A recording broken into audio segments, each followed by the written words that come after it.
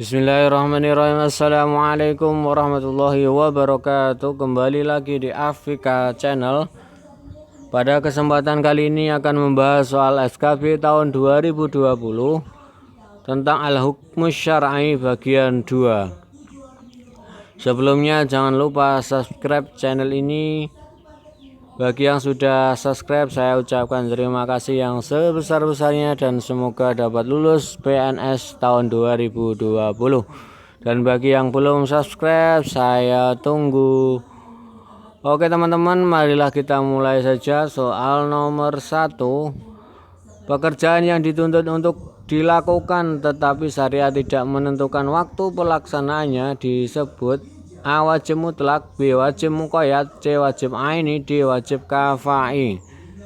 Jawabannya adalah A ya, wajib mutlak.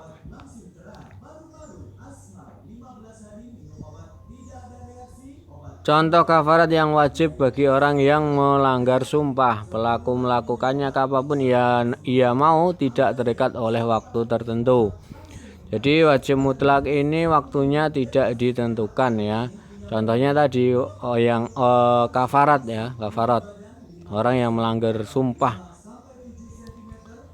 Selanjutnya soal nomor 2, pekerjaan yang dituntut oleh syar'i dan harus dilakukan pada waktu-waktu yang telah ditentukan disebut A. Wajib mutlak, B. Wajib muqayyad, C. Wajib aini, D. Wajib kafai. Jawabannya adalah B ya, wajib muqayyad. Jadi kebalikan dari wajib mutlak. Kalau wajib mutlak tadi waktunya tidak ditentukan. Nah ini kalau wajib muqayyad waktunya telah ditentukan. Contohnya adalah sholat, kemudian puasa Ramadan dan lain-lainnya. Nah wajib muqayyad ini juga disebut dengan wajib muaqqat. Oke lanjut saja soal nomor 3. Pekerjaan yang dituntut oleh syar'i dan harus dilaksanakan oleh masing-masing mukallaf, tidak boleh diwakilkan mukallaf lain, disebut A. Wajib mutlak, B. Wajib muqayyad, C. Wajib aini, D. Wajib kafai. Jawabannya adalah C ya, wajib aini. Jadi wajib aini ini adalah wajib yang harus dilaksanakan oleh mukallaf, semua mukallaf ya, dan tidak boleh diwakilkan. Contohnya adalah sholat ya, sholat 5 waktu atau puasa ya. Selanjutnya soal nomor 4, pekerjaan yang dituntut oleh syar'i yang harus dilaksanakan oleh sebagian mukallaf disebut A. Wajib mutlak, B. Wajib muqayyad, C. Wajib aini, D. Wajib kafai. Jawabannya adalah D ya, wajib kafai. Jadi wajib kafai kebalikan dari aini.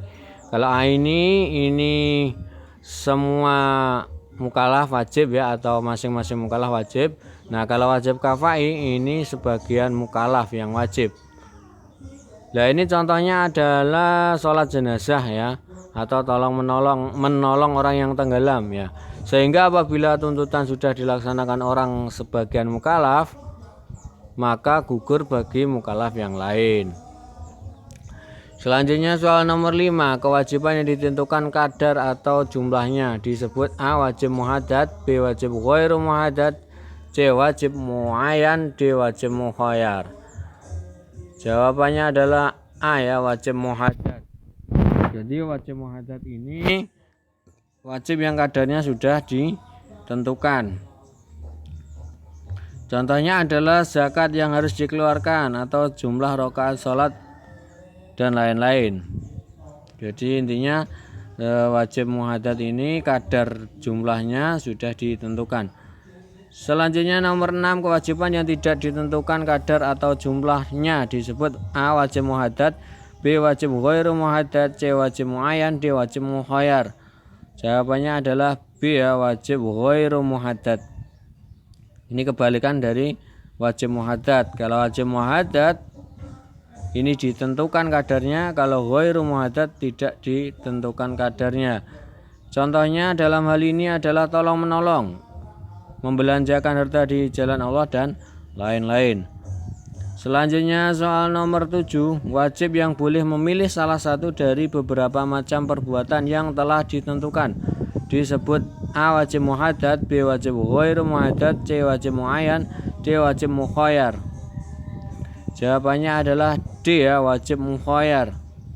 Jadi wajib mukhayyar ini kita boleh memilih salah satu dari beberapa macam perbuatan yang diwajibkan tersebut. Contohnya adalah kafarat ya. Kafarat sumpah yang memberikan pilihan 3 alternatif. Bisa memberi makan 10 orang miskin, atau bisa memberi pakaian 10 orang miskin, atau juga bisa memerdekakan budak. Boleh memilih satu di antara pilihan tersebut. Soal nomor 8, perbuatan wajib yang telah ditentukan macam perbuatannya disebut A. Wajib muhaddad, B. Wajib ghairu muhaddad, C. Wajib muayyan, D. Wajib mukhayyar. Jawabannya adalah C ya, wajib muayyan.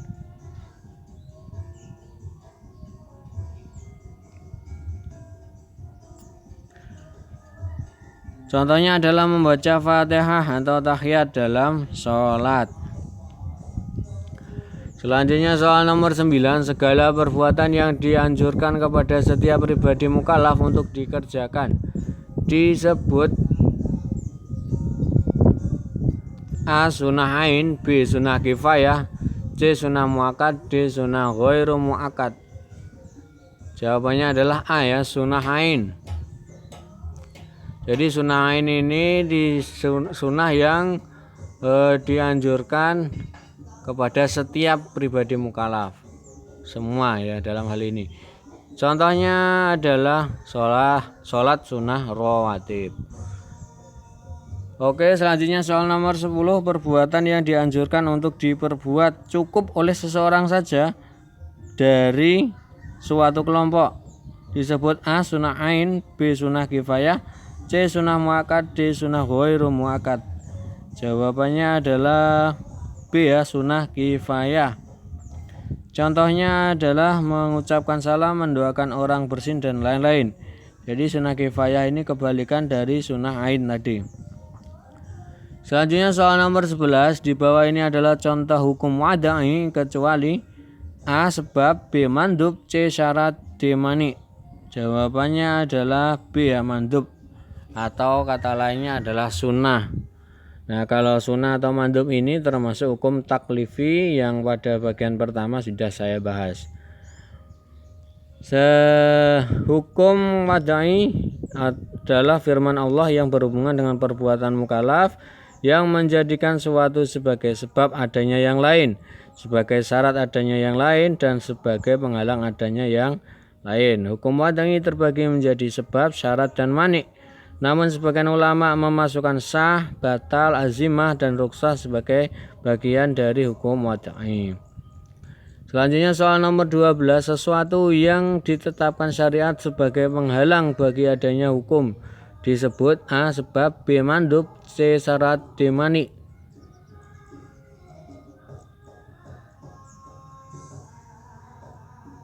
Jawabannya adalah D ya. Mohon maaf, soal nomor 12 ini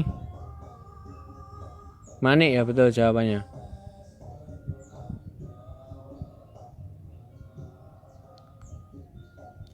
Nah, mani ini ada dua. Mani terhadap hukum yaitu sesuatu yang ditetapkan oleh syariat sebagai penghalang bagi berlakunya hukum, seperti haid dan nifas adalah mani atau penghalang wajibnya sholat meskipun sebabnya ada, yaitu masuknya waktu. Membunuh menjadi mani adanya hukum, yaitu mewarisi meskipun sebabnya ada, yaitu kekerabatan. Kemudian yang kedua, mani terhadap sebab, yaitu sesuatu yang ditetapkan syariat sebagai penghalang bagi berfungsinya suatu sebab, sehingga sebab itu tidak lagi mempunyai akibat hukum. Contohnya, berhutang menjadi mani atau penghalang wajibnya zakat, terkena zakat karena tidak terwujudnya sebab, yaitu kepemilikan satu nisab. Jadi jawabannya adalah D ya, mani. Selanjutnya nomor 13, dalam hukum syar'i yang disebut al-hakim adalah A. Nabi Muhammad SAW, B. Allah Subhanahu wa Ta'ala, C. mukallaf, D. manusia. Jawabannya adalah B ya, al-hakim adalah Allah Subhanahu wa Ta'ala. Nah, al-hakim adalah zat yang mengeluarkan hukum. Dia adalah Allah, Maksudnya dialah sebagai sumber hukum. Allah adalah zat yang menyuruh, melarang, mewajibkan, mengharamkan, memberi pahala atau siksa. Selanjutnya soal nomor 14. Dalam hukum syar'i, objek hukum disebut dengan A. Al-hakim, B. Mahkum fih, C. Mahkum alaih, D. Mukallaf. Jawabannya adalah B ya, mahkum fih. Jadi mahkum fih ini adalah objek hukum.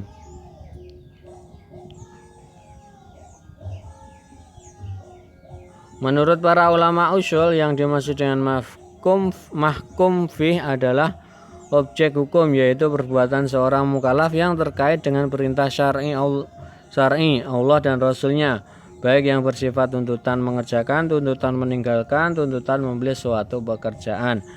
Jadi intinya mahkum fih ini adalah perbuatannya ya. Contohnya adalah sholat, puasa, zakat, dan lain-lain. Ini namanya mahkum fih. Selanjutnya soal nomor 15. Dalam hukum syar'i yang dikenai hukum disebut dengan A. Al-hakim, B. mahkum fih, C. mahkum alaih, D. mahkum bih. Jawabannya adalah C ya, mahkum alaih. Jadi maksud mahkum alaih adalah seseorang yang perbuatannya dikenai hukum Allah SWT atau disebut dengan mukallaf. Jadi kalau mahkum alaih ini adalah orangnya atau mukallaf ya. Oke teman-teman, cukup sekian dari saya. Apabila ada salahnya saya mohon maaf yang sebesar-besarnya. Apabila ada benarnya semata-mata dari Allah Subhanahu wa taala. Semoga bermanfaat dan akhirnya Allahumma fiq illa aqwamit thariq. Assalamualaikum warahmatullahi wabarakatuh.